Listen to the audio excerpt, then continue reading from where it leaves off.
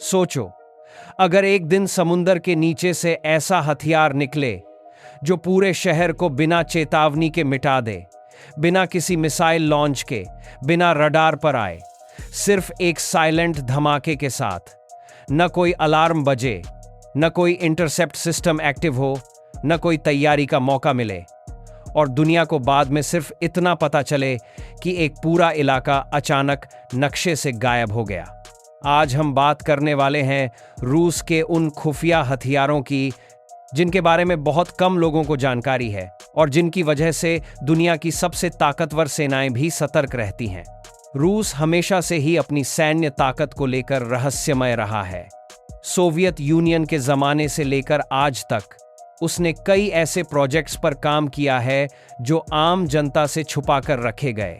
जहां अमेरिका अपने हथियारों का प्रचार करता है, वहीं रूस कई बार जानबूझकर चुप रहता है, क्योंकि कई बार खामोशी ही सबसे बड़ा हथियार होती है। बंद कमरों में बनने वाली योजनाएं, अंडरग्राउंड लैब्स में होने वाले टेस्ट और गुप्त फाइलों में दर्ज रिसर्च, यही रूस की असली रणनीति है। इनमें सबसे खतरनाक हथियार माना जाता है पोसाइडन नाम का अंडर वाटर ड्रोन। यह कोई साधारण टॉर्पीडो नहीं है, बल्कि एक न्यूक्लियर पावर्ड मशीन है जो सालों तक समुंदर में घूम सकती है। इसे न फ्यूल की जरूरत होती है, न बार बार बेस पर लौटने की। इसमें लगा होता है न्यूक्लियर वॉरहेड, जो किसी भी कोस्टल सिटी के पास फट जाए तो सिर्फ विस्फोट नहीं करता, बल्कि रेडियो एक्टिव लहरें पैदा करता है। पूरा इलाका दशकों तक रहने लायक नहीं रहता। और सबसे डरावनी बात यह है कि मौजूदा सोनार और रडार सिस्टम इसे ढूंढने में असफल हो सकते हैं। आज भी दुनिया को ठीक ठीक नहीं पता कि पोसाइडन कितने यूनिट में बना है, कहां तैनात है और किस समय एक्टिवेट किया जा सकता है। ये सारी जानकारी क्लासिफाइड है। यही अनिश्चितता इसे और ज्यादा खतरनाक बनाती है, क्योंकि जब दुश्मन को ये न पता हो कि हमला कब और कहां से होगा, तब डर अपने आप पैदा हो जाता है।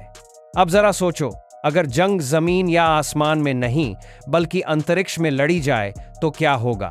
रूस ने पिछले कुछ सालों में ऐसे सैटेलाइट्स लॉन्च किए हैं जो दूसरे देशों के सैटेलाइट्स के बेहद पास जाकर उन्हें ट्रैक करते हैं।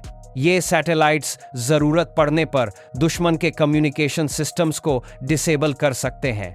जीपीएस बंद हो जाए, इंटरनेट नेटवर्क गिर जाए और मिलिट्री कमांड सिस्टम अंधा हो जाए बिना एक भी गोली चले।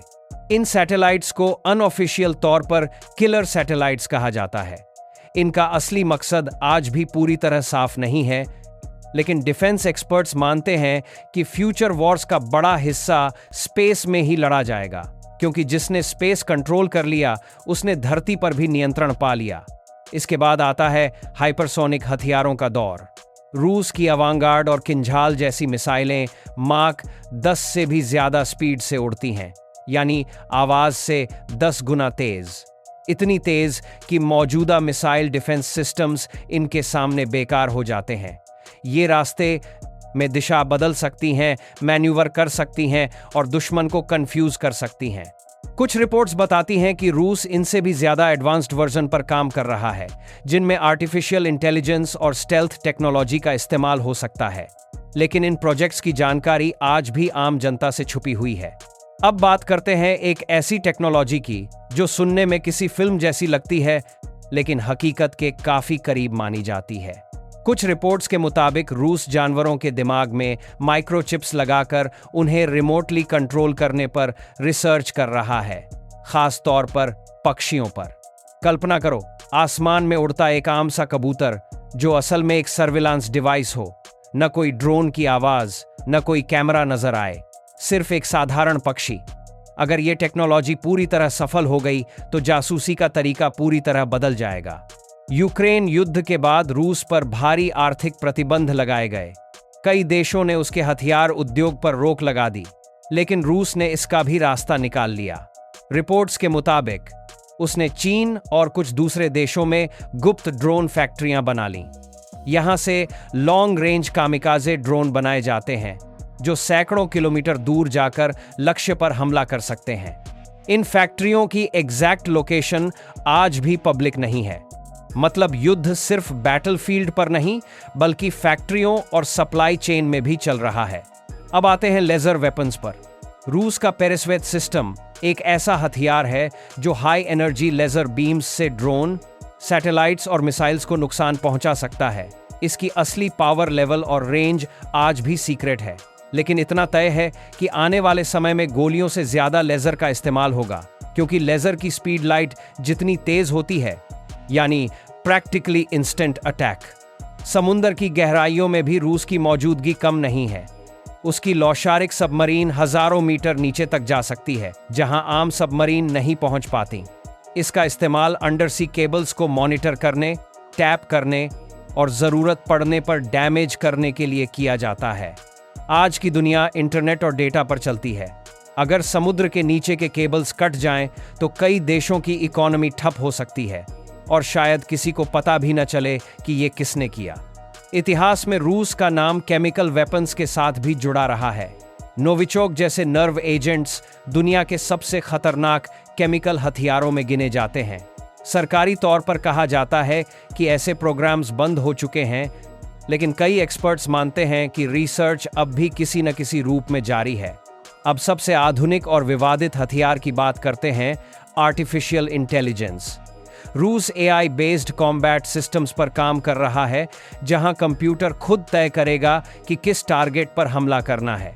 इंसान सिर्फ आदेश देगा, मशीन खुद स्ट्रैटेजी बनाएगी और एग्जीक्यूट करेगी। ये टेक्नोलॉजी युद्ध को तेज, खतरनाक और अनियंत्रित बना सकती है, क्योंकि मशीन को न डर लगता है न पछतावा होता है। इन सारे हथियारों का मकसद सिर्फ डिस्ट्रक्शन नहीं है। इनका असली मकसद है साइकोलॉजिकल प्रेशर बनाना, दूसरे देशों को ये एहसास दिलाना कि अगर रूस चाहे तो बिना वार्निंग पूरी व्यवस्था हिला सकता है। यही मॉडर्न वॉरफेयर है, दुश्मन को लड़ने से पहले ही कमजोर कर देना। सबसे बड़ा सवाल यह है कि अगर ये सब इतना खतरनाक है, तो दुनिया इन्हें रोक क्यों नहीं पा रही? जवाब है, क्योंकि लगभग हर बड़ी ताकत अपने अपने सीक्रेट वेपन्स बना रही है। कोई भी पीछे नहीं रहना चाहता। यही वजह है कि आर्म्स रेस आज भी जारी है, बस अब वो ज्यादा छुपी हुई हो गई है। और शायद सबसे डरावनी बात यही है कि हमें इन हथियारों के बारे में सिर्फ वही पता है जो सरकारें हमें बताना चाहती हैं। असली सच्चाई शायद इनसे कहीं ज्यादा गहरी और खतरनाक है। अगर आपको ऐसे रियल डिफेंस सीक्रेट्स और जियोपॉलिटिकल स्टोरीज पसंद आती हैं, तो चैनल को अभी सब्सक्राइब करो, वीडियो को लाइक करो और कमेंट में बताओ कि आपको सबसे ज्यादा कौन सा हथियार खतरनाक लगा। क्योंकि अगली वीडियो में हम बात करेंगे उस टेक्नोलॉजी की जो फ्यूचर वॉर्स को पूरी तरह बदल सकती है। तब तक जागरूक रहो, सतर्क रहो और सच को समझने की कोशिश करते रहो।